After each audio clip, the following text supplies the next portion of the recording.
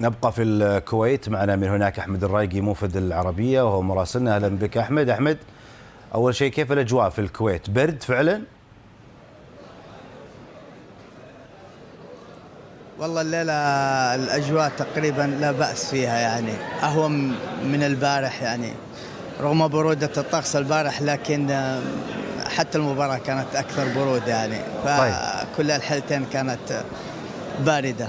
طيب، يعني أما في هذا المساء الأجواء يعني جيدة، أهدى. ها طيب أحمد، كيف كان اليوم المنتخب السعودي اضطر لاستبعاد صالح الشهري، وأمس كان في استبعاد أيضا لفراس البريكان، وفي انتظار مروان الصحفي اللي بيكون مع المنتخب في تقريبا في حال تأهله إلى الدور المقبل.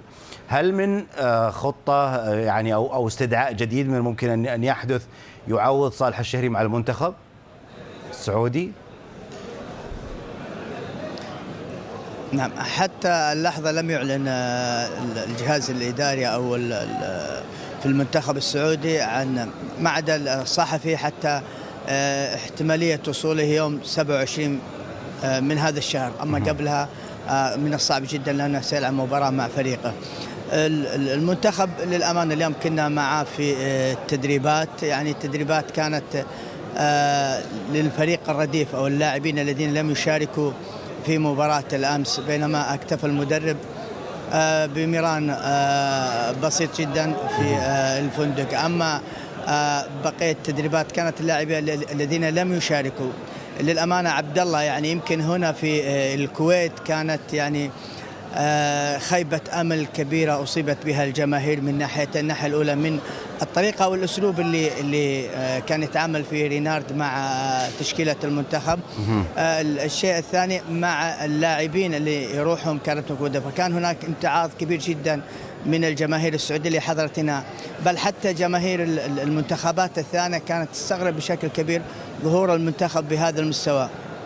هناك آمال وأماني بأن المنتخب في يوم قد يظهر بمستوى أفضل ويقدم صورة مشرفة، لا سيما أن العين على كأس الخليج للظهور بصورة أجمل ولحفظ ماء الوجه ما حدث في التصفيات أو مع ماتشيني في الفترة الماضية، والعين الأخرى على التصفيات. الناس تضع أيديها على قلوبها خوفا من أمور سيئة لم يحسب حسبانها. لذلك كان امتعاض كبير جدا على المدرب، على اللاعبين، على يعني حتى على الاتحاد السعودي لكرة القدم. وبالتالي يعني حتى يمكن المباراة اللي راحت شفت الجماهير السعودية لم تكن كما جرت العادة في بطولات الخليج. عادة الجمهور السعودي يكون هو الجمهور الأول في بطولات الخليج والبطولات العربية.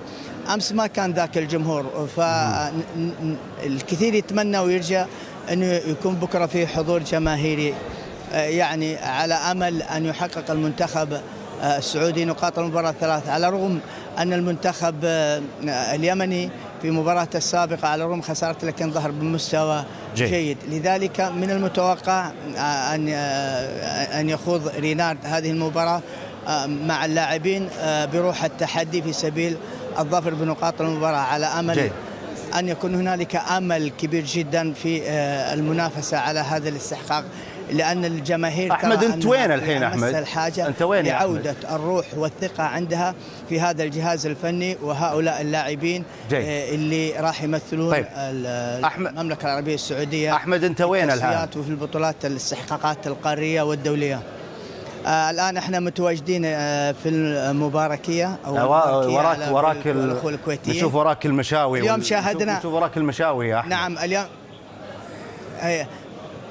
أي والله البرد يحتاج مشاوي، لكن يمكن اللي أكثر اليوم صراحة شفنا صورة جمالية جميلة جدا يا عبد الله. اليوم كافة روابط الجماهير للمنتخبات تواجدت هنا، كانت في احتفاليات منهم صراحة يعني مميزة جدا. شاهدنا واضح. يمكن خفف أوجاع كثير من الأندية اللي خسرت أو تعادلت من خلال هذه الأفراح اللي كانت هنا. والحقيقة يعني الأخوة الكويتيين طيب يا أحمد صنعوا بيئة مناسبة جدا لهذه الاحتفاليات في المباركة وغيرها. نعم يا أحمد، شكرا جزيلا لك على كل هالتوضيحات. يلا الآن يمديك تداور وتروح للمشاوي وعلى يعني وتتدفى فيه. يلا شكرا يا أحمد الرايقي، مفد العربية إلى الكويت. اهلا وسهلا.